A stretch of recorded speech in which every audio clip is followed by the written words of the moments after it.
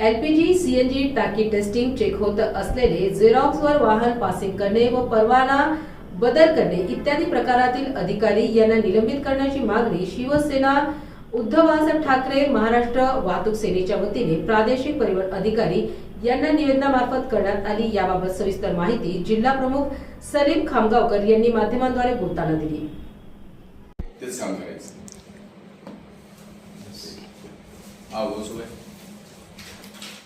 परिवहन अधिकारी सगळ्यात पहिले आपल्या शहरामध्ये ज्या पद्धतीने महानगरपालिका हद्दीपुरतं परमिट असते, परवाना असते, त्याची एलपीजी ऑटो रिक्षाला परवाना शहराचा आहे आणि त्यासाठी गॅरंटर हायड्रो टेस्टिंग टाकीचं जे सर्टिफिकेट आहे त्याचं गॅरंटी सर्टिफिकेट पुणे नाशिक जिल्ह्याचं, म्हणजे हा काळा बाजार कोणाचा, आरटीओ प्रशासनाचा की कोणाचा? आता त्याच्यामध्ये प्रश्न हा निर्माण झालेला आहे की हायड्रो टेस्टिंगचा जो सर्टिफिकेट दिलेला आहे तो झेरॉक्स कॉपी आहे, त्याच्यावर ओरिजिनल कुठं आहे? मग अधिकारी ज्यावेळेस गाड्या पासिंग करतात, परवाने उतरवतात, तर त्यांची ओरिजिनल कॉपी हे बघत नाही, हा त्याचा पाठीमागचा उद्देश आहे। नियम काय सांगतो? नियमानुसार ओरिजिनल सर्टिफिकेट बघणे बंधनकारक आहे। नियमानुसार आपल्या शहरामध्ये 2 टेस्टिंग प्लांट आहेत, दोन्हीपैकी दोघांचे टेस्टिंग प्लांटचे सर्टिफिकेट न घेता पुणे आणि नाशिक हायवे रोडवरचे टेस्टिंग प्लांटचे झेरॉक्स कॉप्यावर सर्रासपणे काळा बाजार चालू आहे, तो थांबला पाहिजे, जेणेकरून शहरामध्ये जीवितहानी होणार नाही। कारण का आज आपल्या शहरामध्ये 2 टेस्टिंग प्लांट आहेत आणि दोन्ही टेस्टिंग प्लांट मध्ये आपल्या शहरामध्ये जर रिक्षा जात नसेल आणि पुणे हायवे रोडला जाऊन जर समजा ही गाडी पासिंग केलेली असेल तर त्याची सीसीटीव्ही कॅमेरे फुटेज आम्हाला दाखवायला पाहिजे। फुटेज असणं गरजेचं आहे, प्रूफ असणं गरजेचं आहे।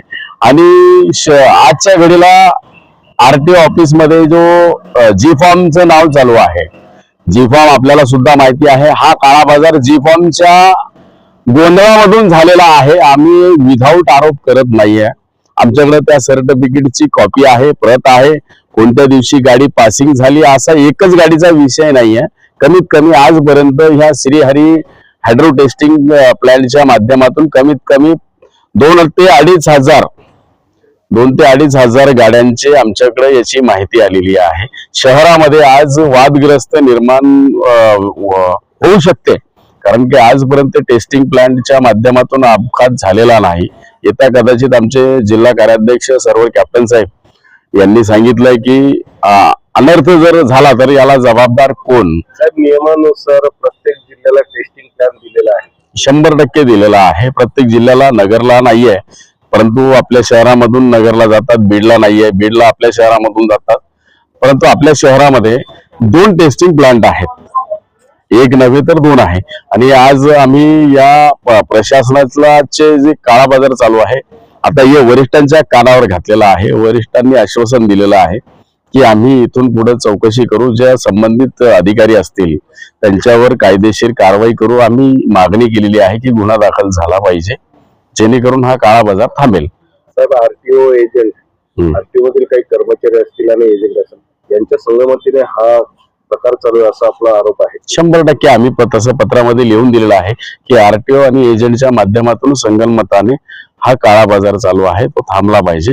महाराष्ट्र वाहतूक सेनेच्या माध्यमातून आम्ही आज आरटीओ प्रशासनाला सांगू इच्छितो की हा जर काळा बाजार थांबला नाही तर आम्ही लोकशाही मार्गाने जन आंदोलन करू।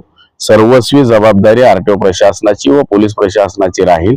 आणि आजच्या घडीला आज आता परिस्थिती अशी निर्माण झालेली आहे की महाराष्ट्र सरकारने सर्व कार्यक्रम प्रायव्हेट सेक्टरला देण्याचं काम चालू केलेलं आहे। आरटीओची पासिंग सुद्धा प्रायव्हेट सेक्टरला झालेली आहे आणि आज जर प्रशासनाकडून जर प्रायव्हेट सेक्टर होत असेल आणि आरटीओ प्रशासनाकडून असा काळा बाजार होत असेल तर वाहन चालकांची किंवा प्रशासनाची व जनतेची पिळवणूक होत आहे, ती थांबली पाहिजे। त्या उद्देशाने महाराष्ट्र वाहतूक सेनेच्या माध्यमातून आम्ही हे काळा बाजार उजागर केलेला आहे। आम्ही कोणावर आरोप करत नाही, त्याचे पुरावे आमच्याकडे आहे। विनंती प्रशासनाला एकच आहे की आजच्या घडीला ओरिजिनल सर्टिफिकेट आपण अधिकाऱ्यांनी, संबंधित अधिकाऱ्यांनी घ्यावे। आज आम्ही महाराष्ट्र वाहतूक सेनेचे, माझा परिचय देतो, महाराष्ट्र वाहतूक सेना जिल्हा प्रमुख सलीम खामगावकर, माझ्या सहकारी मित्र आहेत, जिल्हा कार्याध्यक्ष सरवरभाई कॅप्टन साहेब, शहर उपाध्यक्ष सय्यद गौसूभाई आणि टाउन हॉल विभाग प्रमुख सय्यद रशीद भाई.